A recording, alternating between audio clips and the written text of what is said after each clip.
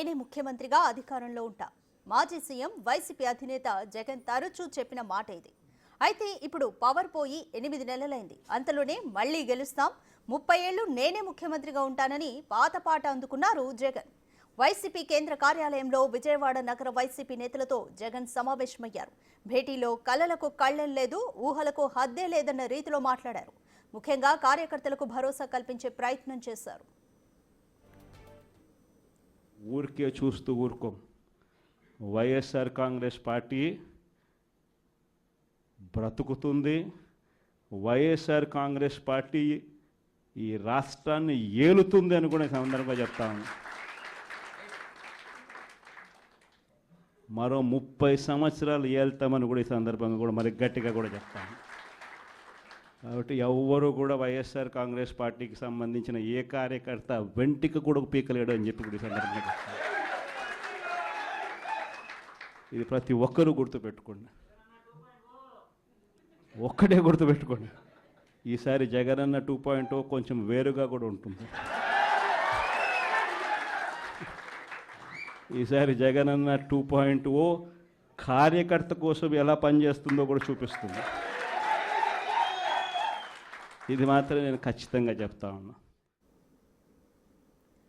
More details మా ప్రతినిధి Shiva live లో అందిస్తారు. శివ, గత ఎన్నికల ప్రచారం అప్పుడు వైనాట్ 175 అంటూ 11 సీట్లకే పరిమితమయ్యారు.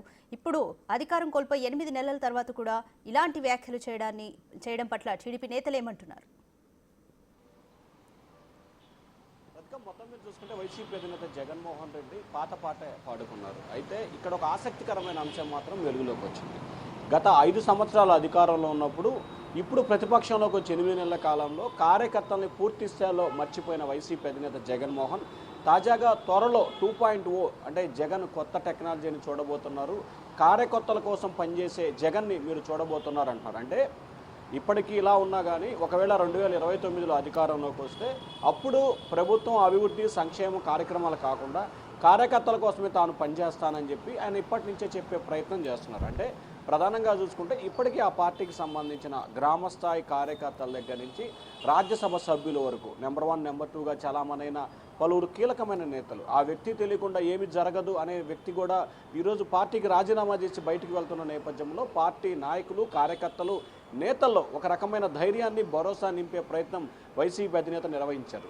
దాదాపుగా నెల రోజుల విరామం తర్వాత ఆయన లండన్ పర్యటన కావచ్చు, లేకపోతే బెంగళూరు పర్యటన అన్ని పర్యటనలు ముగించుకొని తాడేపల్లి క్యాంపు కార్యాలయంలో విజయవాడ కార్పొరేటర్లతో ఆయన సమావేశమయ్యారు. 49 మంది కార్పొరేటర్లు ఉన్న విజయవాడ కార్పొరేషన్కి సంబంధించి 11 మంది టీడీపీలో చేరడంతో 38 మంది నిన్న సమావేశం రావడం జరిగింది. ఆ 38 మందితో పాటు విజయవాడ నగరానికి సంబంధించిన పార్టీ నేతలు కార్యకర్తలతో ముఖ్యమైన నేతలతో ఆయన ముఖాముఖి మాట్లాడారు.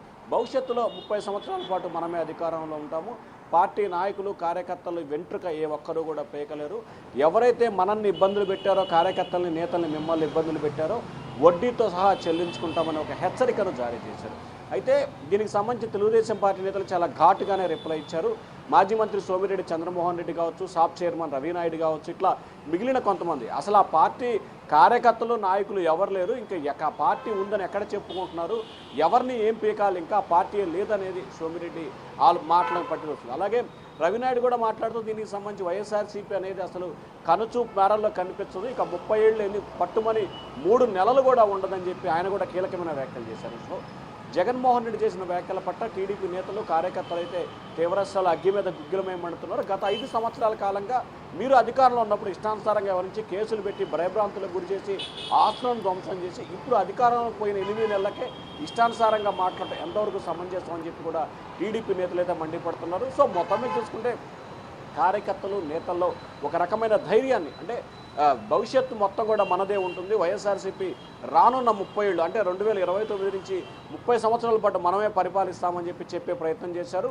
గతంలో వైనాట్ 175 అనే నినాదాన్ని మార్చుకొని తాజాగా భవిష్యత్తు 30 ఏళ్ళు మనదే అనే నినాదాన్ని మాత్రం వైసీపీ నేతలు ఎన్నుకోబోతున్నారు. మరి ఇటువంటి ఫలితాలు ఇస్తాయి. గతంలో వైనాట్ 175 అంటే 11 స్థానాలకే పరిమితమైన నేపథ్యంలో 30 ఏళ్ళన్న అధికారాన్ని ఎన్ని సంవత్సరాలు ఇస్తారా లేదా అనేది కూడా ఒక ప్రశ్నగా మిగిలిపోయింది. రాధిక.